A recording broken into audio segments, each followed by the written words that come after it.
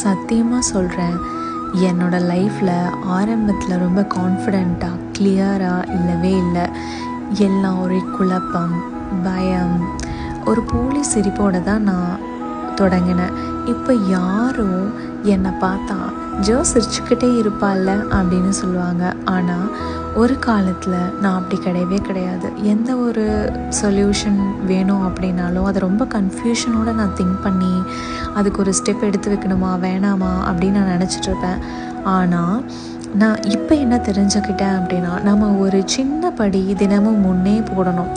அது இல்லைன்னா லைஃப் ஒன்று சொல்லாமல் நம்மளை பின்னாடி தள்ளிடும். லைஃபுக்கு எப்போவுமே காத்திருக்க டைமே கிடையாது. நான் லைஃப் கோச் ஆனது என்னோடய லைஃப் பர்ஃபெக்டாக இருக்குது அப்படிங்கிறதுனால கிடையாது. நான் என்னையே முதல்ல சரி பண்ணிக்கணும் அப்படிங்கிறதுல ரொம்ப தெளிவாக இருந்தேன். திரும்ப நிற்கிறது, திரும்ப சிரிக்கிறது, நம்ம பின்னாடி பார்க்கணும் அப்படிங்கிற ஒரு எண்ணம் நமக்கு வேணும். நம்மளோட ஃபெயிலியர்ஸையும் நம்ம பின்னாடி திரும்பி பார்க்கணும். அதுதான் என்னோடய எண்ணம் இப்போதைக்கு.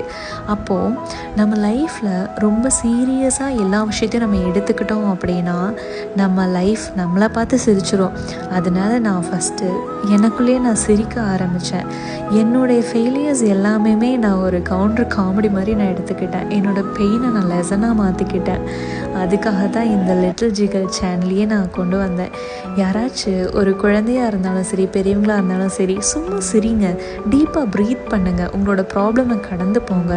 மோட்டிவேஷனை கூட டென்ஷன் இல்லாமல் ரொம்ப ஜாலியாக நம்ம கற்றுக்கலாம். டெய்லியும் ஒரு 1% பெட்டரான பர்சனாக மாறுங்க. உங்களோட ப்ராக்ரெஸ் இந்த சேனல் மூலிமா வெளியே தெரியட்டும்னு நான் எனக்குள்ளேயே நான் யோசிச்சுக்கிறேன். நீங்களும் தினமும் சிரித்து கொஞ்ச நேரம் உங்களுக்கே நீங்கள் டைம் ஸ்பெண்ட் பண்ணுங்கள். ஸ்லோவாக வளருங்க, க்ரோத் ஸ்பீடாக நடக்கும். லிட்டில் ஜிகலுக்கு நல்வரவு.